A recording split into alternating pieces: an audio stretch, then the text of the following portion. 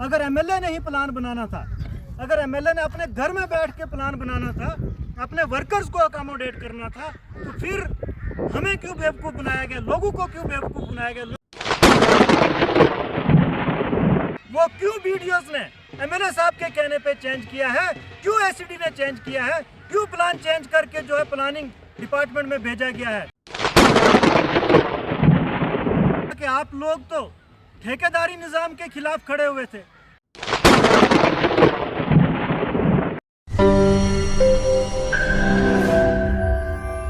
CD block Budhal new,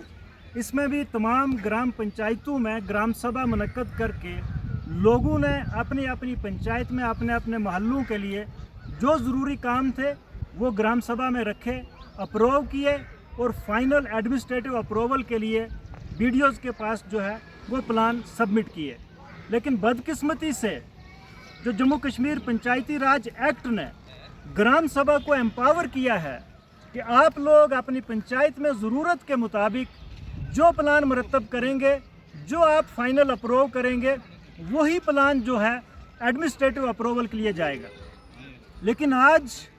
हमारे जो मुरतब किए गए प्लान तमाम पंचायतों के, मैं एक पंचायत की बात नहीं करता, पूरी कॉन्स्टिट्यूंसी में हमने जो प्लान देखा है, जो फाइनल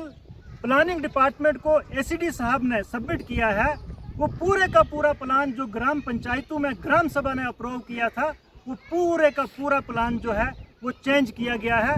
उसके लिए आज हम यहाँ पे प्रेस कॉन्फ्रेंस कर रहे हैं। और बदकिस्मती की बात यह है कि ये इशू जब हमने एसीडी साहब के नोटिस में लाया, मैं सबूत के तौर पर आपको बताना चाहूँगा, ये प्रिंट आउट है, ये प्रेस कॉन्फ्रेंस के बाद मैं आप सभी मीडिया पर्सन्स को दूंगा। एसीडी साहब को जब मैंने लिखा कि जो ग्राम सभा में प्लान मुरतब किए गए, जो ग्राम सभा ने प्लान जो है वो बीडीओज़ के पास सबमिट किया एडमिनिस्ट्रेटिव अप्रूवल के लिए, टेक्निकल अप्रूवल के लिए, आपने उस प्लान को क्यों चेंज किया? और बदकिस्मती देखिए हमारी कि जम्मू कश्मीर में पंचायती राज एक्ट जो है ग्राम सभा को एम्पावर करता है प्लान बनाने के लिए। और एसीडी साहब का जवाब जो है मायूस कुन था। उन्होंने कहा कि plan has been prepared by BDOs concern.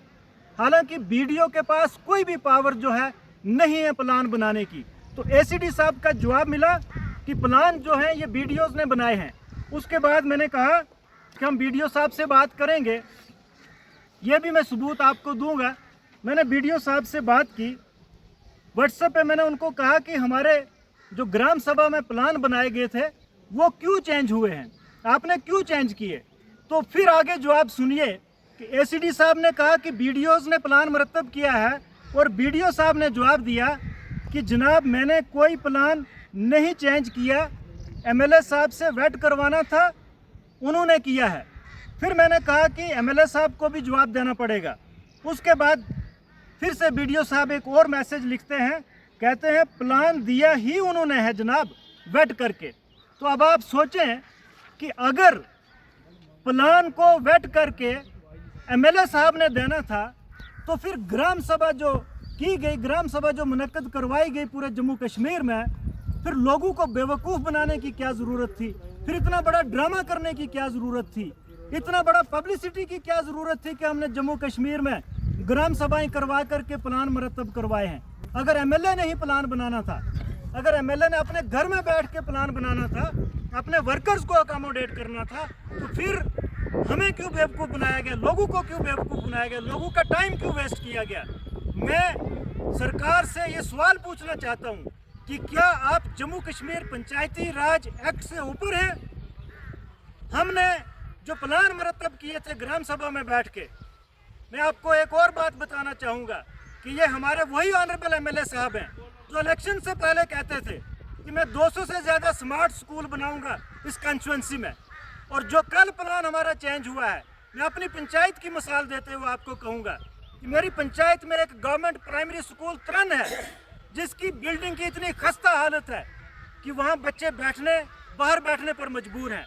हमने उस प्लान में उस बिल्डिंग के लिए 3 लाख रुपए रखे थे कि इस बिल्डिंग की मरम्मत करेंगे, और एमएलए साहब ने उस बिल्डिंग का पैसा काट के अपने किसी वर्कर के घर के पास में दंगा लिख दिया। क्या यही हमारे स्मार्ट स्कूल हैं? दूसरा मैंने स्कूल गवर्नमेंट मिडिल स्कूल सियारी है, जहाँ पे बच्चों को टॉयलेट की फैसिलिटी नहीं है, हमने वहाँ पे बच्चों के लिए टॉयलेट्स की फैसिलिटी के लिए पैसा रखा, एमएलए साहब ने वो भी हमारा पैसा काट दिया और किसी अपने दोस्त को एक डंगा दे दिया। तीसरा जो काम हमारी पंचायत से काटा गया वो एक फुट ब्रिज का है। 55 फीट लंबा फुट ब्रिज है। कम से कम 4 वार्ड्स के लोग जो उस नाले से गुजरते हैं, उसका स्लैब फाइनल पड़ना था, उसके लिए हमने 2 लाख रुपए रखे थे, वो भी एमएलए साहब ने काट करके अपने किसी वर्कर को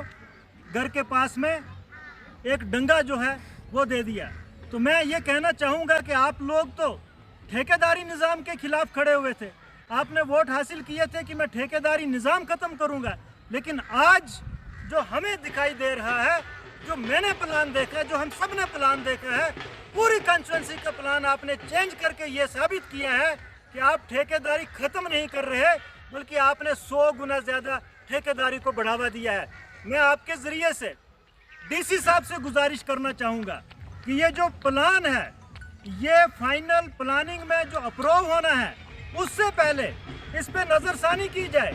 एक तहकीकाती कमेटी तश्कील दी जाए कि आखिर जो ग्राम सभा में प्लान मरतब किया गया वो क्यों वीडियोस ने एमएलए साहब के कहने पे चेंज किया है, क्यों एसईडी ने चेंज किया है, क्यों प्लान चेंज करके जो है प्लानिंग डिपार्टमेंट में भेजा गया है। मेरी डीसी साहब से गुजारिश रहेगी, क्योंकि आप ऑनेस्ट हैं, आईएएस ऑफिसर हैं, मेरी आपसे गुजारिश है कि आप ये प्लान जो है दोबारा से बीडीओ साहब के पास भेजें, एसईडी के पास भेजें कि जो प्लान ग्राम सभा ने अप्रूव करके बीडीओ के पास सबमिट किया है, वही प्लान एसईडी ऑफिस से प्लानिंग में जाना चाहिए, उसी प्लान के तहत टेंडर होने चाहिए और लोगों के काम होने चाहिए। इसीलिए आज हमने यहाँ पे प्रेस कॉन्फ्रेंस ऑर्गेनाइज की है, और अगर नहीं होता है तो हम आपके जरिए से एडमिनिस्ट्रेशन को कह देना चाहते हैं कि पूरी कंस्टिट्यूंसी में, ना सिर्फ ब्लॉक बुदल न्यू में, बल्कि ब्लॉक कोटरंका में और ब्लॉक ख्वास में, हम तमाम लोग, साबका पीआरआईज और आम लोग भी, हम सड़कों पे उतरेंगे, हम इस जुल्म के खिलाफ लड़ेंगे और तब तक लड़ेंगे जब तक हमें इंसाफ नहीं मिलता। इसी प्लान के बीच में एक एक्स मिनिस्टर चौधरी जुल्फकार साहब का काम भी रखा गया है 1.5 लाख का। क्या ये लोगों के साथ मजाक है फिर, या फिर एक किसी एक्स मिनिस्टर को तनकीद का निशाना बनाया जा रहा है? मैं इस बात पे भी बोलना चाहूँगा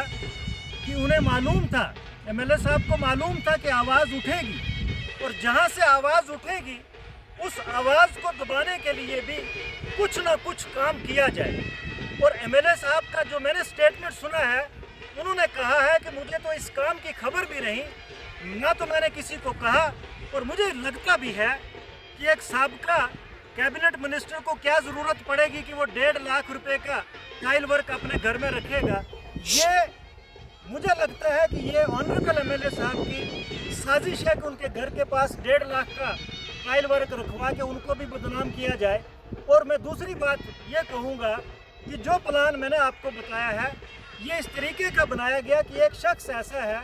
जो अभी नेशनल कॉन्फ्रेंस में थोड़े ही दिनों से है, स्कूल का काम काट के 3 लाख रुपए उसके घर के आसपास लगा दिया, दंगे, मस्जिद के बहाने से,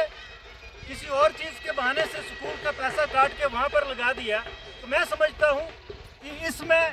जो चौधरी जुल्फकार अली साहब के घर के पास जो टाइल वर्क रखा गया है, इसमें उनको बदनाम करने की कोशिश की गई है, क्योंकि वहाँ पर प्लान जब बीडीओ साहब कह रहे हैं, क्योंकि कोटरंका में भी यही बीडीओ साहब हैं, बीडीओ साहब जब कह रहे हैं कि प्लान पूरे का पूरा एमएलए साहब ने बनाया है, तो फिर उसमें जुल्फकार चौधरी, फारूक इनकलाबी, गुफ्तार चौधरी, इनका तो सवाल ही पैदा नहीं होता, जबकि प्लान ही एमएलए साहब ने अपने घर में बैठ के बनाया, अपने चंद वर्कर्स को साथ बिठा करके। तो मुझे लगता है कि इस पर एमएलए साहब को भी जवाब देना चाहिए। अगर उन्होंने ये प्लान मरतब नहीं किया है, जो मैंने सुना है कि कई लोगों को उन्होंने कहा कि मैंने नहीं बनाया, अगर एमएलए साहब ने वो प्लान नहीं बनाया तो फिर बीडीओ साहब झूठ बोल रहे हैं, फिर एसईडी साहब झूठ बोल रहे हैं, तो फिर बीडीओ साहब के खिलाफ एक्शन होना चाहिए कि आप ऑनरेबल एमएलए साहब को बदनाम कर रहे हैं। लेकिन मुझे पता है कि ऑफिसर्स को